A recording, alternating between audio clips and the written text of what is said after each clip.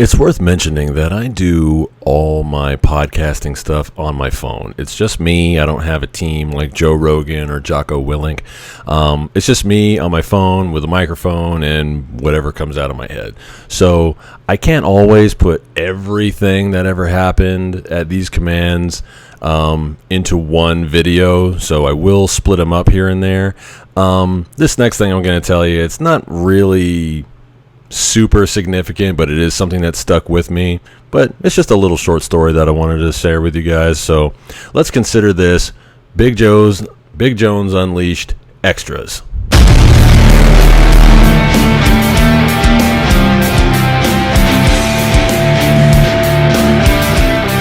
When I was stationed at Naval Medical Center, San Diego, the first time, this is 2011 to 2013. I was there for 2 years. I was on the wards. I was a Quad Zero. For those of you who don't know, a Quad Zero is basically the basic corpsman package. All you've really done is just gone to corps school, maybe do a couple of commands. You don't have what we call an NEC, which is basically the codes that we use when a corpsman has a specific job. Like right now I have 3 NECs, actually, now that I think about it. I'm field med certified, I am an x-ray tech, and I am an ACFL, or a command fitness leader. So those are the NECs that I have right now. Now, if you have no NEC and you haven't been to any specialty or C schools, we call them, you can really see the air quotes, C schools, but if you don't have that, then we refer to you as a Quad Zero, which is, like I said, just someone who doesn't have any certification as a corpsman yet. So, like I said, during my first tour at Balboa, I was a Quad Zero, so I was on the wards and just basically learning everything that I could. Learning about, medicine, and just basically just the tempo of working in a hospital as opposed to just learning in a classroom. So that's really what my first command was all about. If I had to put it into one sentence, it was just learning the tempo of being a corpsman in a hospital setting and how that worked. When do you call for help? When is something not so severe that it requires, intervention? When do you have to go and mention something to a nurse or to a doctor, you learn these things as you go. You can't really be taught a lot of these things. It's really just what you bring to it. Some people are really good with charting. Some people are really good, one-on-one with patients. Me, if I had to pick something that I was good at, I was good at being one-on-one with a patient, because the patients, especially the ones who are, I want to say colorful, ones who, every once in a while you have patients who require what we call a one-on-one. Like I said before, I work nights, so a one-on-one is basically a patient that is in danger of possibly hurting themselves while admitted. So someone needs to be with them in the room physically around the clock, all day and all night, to make sure that nothing bad happens, that they don't just, it could be a person with, the most common example, is a person with like really bad dementia or Alzheimer's, or what we call sundowners. For some reason, certain people with dementia or Alzheimer's, when the sun sets or when the day sort of shifts over, they just get it in their heads. They don't know where they are. They forget, I may walk in and they think I'm their son who's been dead for 5 years, anything really. So those people, we keep them monitored and we make sure that they're safe and they don't hurt themselves. This particular patient that I'm going to tell you about wasn't one of those one-to-one types. They were, in fact, quite the opposite, quite lucid.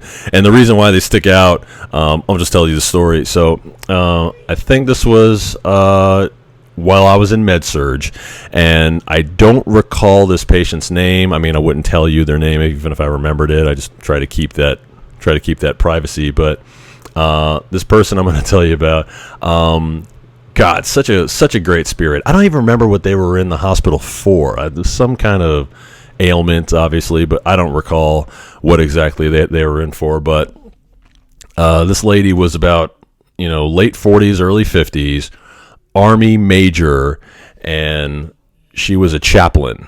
And when I tell you, this lady was as rugged as they come, man. I mean, in a good way. This lady, she was, 5'4.5", a little tiny lady, stocky, kind of muscly a little bit, and just as gay as she could possibly be, man. I mean, to the point where most of our nurses on the wards were female, and to the point where I would, I always got good rapport with the patients, even the difficult ones. For some reason, I don't know why, even the difficult patients, like they would put me. I mean, I was the biggest and the strongest, and in a lot of cases the oldest. So they would, when I would come on shift, they would put me with the most difficult patients. Like, hey, Jonesy, you need to go and, sit with this patient or just check on this patient, because they've been giving us a hard time. And I would say, okay, cool. But after a couple of days, they were cool with me. I don't know why. I mean, I don't know. I don't think I did anything special. I mean, I would just kind of, I did kind of come at them with that sort of military gruff, I guess. I mean, I wasn't in there screaming and knife-handing people, but I did sort of come off as a military type, if it was a Marine or an Army person and they had an attitude, I would say, hey, look, man, you need to chill out or just suck it up, or, come on, jarhead, and anything to get their attention, but not in any kind of mean way, but just that's the way we talk to each other. That's just how it works. So, like I said, this Army Chaplain, she was telling me like, hey man, that nurse is a cutie. She's got a nice little waist, nice little figure. I'm like, well, all right, nice.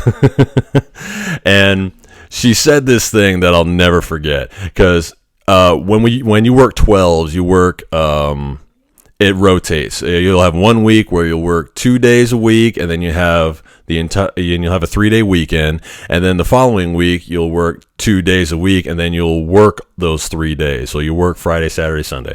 So those Friday through Sunday runs, it sounds rough. It's actually awesome. It's really good because you don't have to stand around after work in the morning and wait for muster. You don't have to, when the job is done, you could basically just, leave, So, those were the weekends I would, go to bed early, get up, get great workouts, and, there's nobody there, there's nothing, there's no people there to get in your way, basically. So you were kind of on your own to do what you know how to do and just get it done. But I digress. So this thing that she told me. So we're sitting in the room, and I'm just going to call her Major Seegar because she liked to smoke cigars. So I'm going to call her Major Seegar. Major Seegar, you just can't keep a good person down, and that's what she really told me. She was such a great spirit. Well, like I say, I get this great rapport with her. We're sitting around talking. She's not in a lot of pain. She's kind of sitting around, and just everything she says just has that Army edge to it. I love my Army bros, man. We give them a hard time, but I do love my Army guys. And she's like, and remember, she's a chaplain. She's like, I got this 60-inch TV in my room, and there ain't crap on. I'm like, I know, Major, that sucks. And I was like, yeah, why don't you get something? Why don't you go be a Hollywood director or something and put something good on this damn thing? Just stuff like that, she's just, but with a little twinkle in her eye and a little smile, it's just a hard charger. And you just love people like that. And she's telling me about her girlfriend and how she's kind of playing the field a little bit. She's like, yeah, I'm seeing this chick right now. She's kind of all right, but she's in my face all the time, and she wants to go out and pick out furniture. I don't want to do that crap. I want to go to the beach and jump on my boogie board and go surfing. I mean, we're in SoCal. Why do I gotta, go look at furniture? And I don't want to do that crap. And it's like we have the same problems. I'm looking at her like, yeah, I know. My wife and I were about to move in together, and she's talking about couches and furniture and stuff. And she's like, yeah, man, why don't you just chill? I mean, we don't need that much stuff, we got what we need, and let's just enjoy the moment, And I'm like, I know, right? And it's like we're having this crazy bonding moment, and it's just funny. And I love people like that. They just have these wonderful spirits. And so she's getting ready to get discharged. She's been there. This was one of those weekends, Friday through Sunday. So Sunday, they let me know, hey, Major Seegar, she's going to get discharged today. And I was like, oh, that's, you want to see your patients get better, but at the same time, those patients that you connect with, they can be few and far between. You don't connect with every patient. Some of them are just there for a couple of days. They get better, they move on. You don't think about them again. But this person was really special. So they tell me that she's going to get discharged, and I'm sitting in her room kind of talking, and she's asked me if I could help her, get her stuff together. I'm like, yeah, of course, Major, no problem, So I'm helping her kind of get some of her stuff packed up. And I said, hey, can I ask you a question, honestly? And she's like, sure, Doc, what do you got? Send it. I was like, just everything that came out of her mouth was great. And I said, yeah, you seem like you're really open and, just, with your sexuality and everything, and, you're not shy about it. And she's like, hey, I'm the way God made me, okay? If you don't like it, take it up with, if you don't like it, take it up with God. I'm like, hey, no argument here. I agree. But, did you get any pushback? Did you get any, people messing with you and stuff? Did you ever experience any of that since you've been in? I mean, you've been in for a while, right? Yeah, I've been in for 17, 18 years now. And yeah, every once in a while you get somebody to make a comment, but, I'm not worried about that because I get up, I do my job, and, besides, I've got the greatest power on my side. And I said, oh, God, right? And she's like, no, I'm a mean motherfucking servant of Christ, and if you don't like it, you can kiss my ass.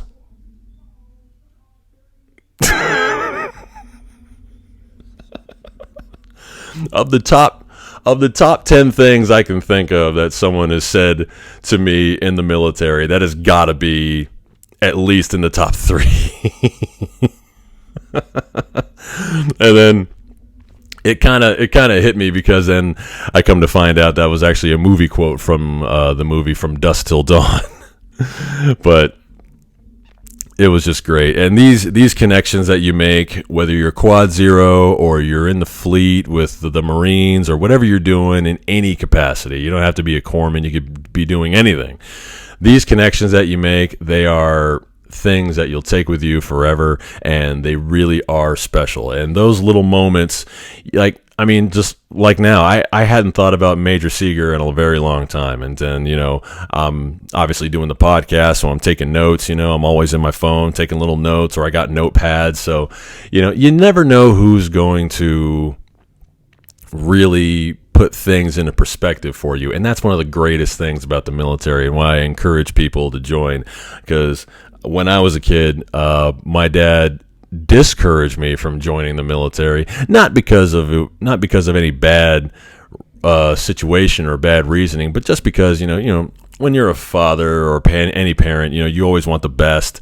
And he had grown up in the 60s and 70s, and it was a different time. But I encourage people to join the military, because those connections that you make with people are irreplaceable. So, Major Seegar, if you're out there, you happen to be watching this, you'll definitely know who I'm talking about you, and I hope you're doing great, and keep serving.